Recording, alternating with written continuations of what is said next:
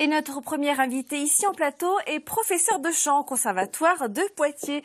Bonsoir Marc Brochet, installez-vous. Si je vous demande quels sont les bienfaits du chant, qu'est-ce que vous me répondez spontanément? Spontanément, chanter, c'est premièrement respirer. Respirer, c'est faire circuler dans le corps, donc c'est devenir plus vivant. De toute façon, la mobilité, ça va avec la vie. Il n'y a pas de vie sans mouvement.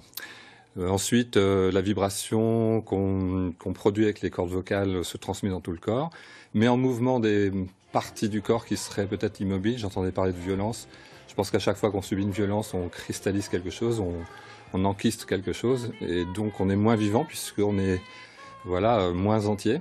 Et le chant permet de retrouver toute sa santé, premièrement, sa joie de vivre, parce que quand on est quand même vraiment vivant, qu'on se sent en phase avec la vie, on devient libre et on devient joyeux. Donc, on vibre à nouveau. Voilà. Alors notre Marc Brochet, vous travaillez aujourd'hui avec des adultes. L'an passé, vous encadriez des adolescents dans le cadre d'une comédie musicale.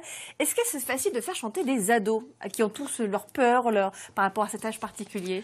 Oui, alors c'est vrai que ils sont beaucoup sur l'image qu'ils vont donner d'eux-mêmes par rapport à leurs collègues. Il faut s'intégrer dans un groupe, donc il y a vraiment, au départ, c'est vraiment difficile.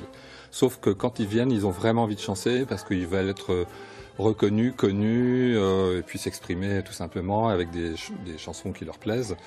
Donc il faut, dans ce que je fais en tout cas, je passe par des exercices qui n'ont pas à voir directement avec s'exposer devant les autres, mais qui prennent en compte la respiration, le déplacement, l'espace, le poids du corps, etc. Ça les fait changer un peu dans leur personnalité, un peu? Eh bien, c'est-à-dire qu'ils oublient qu'ils ont peur et ils commencent à faire pour eux, à se concentrer sur ce qu'ils sont eux.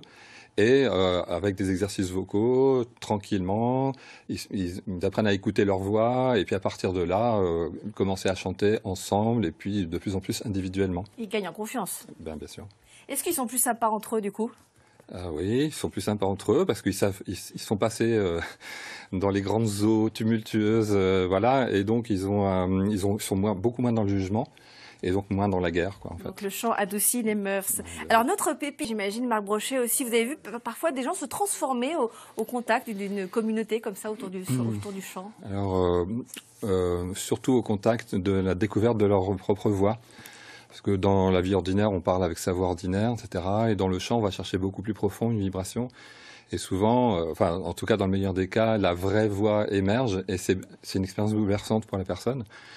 C'est souvent accompagné d'émotions, avec des pleurs, avec de la joie, tout se mêle.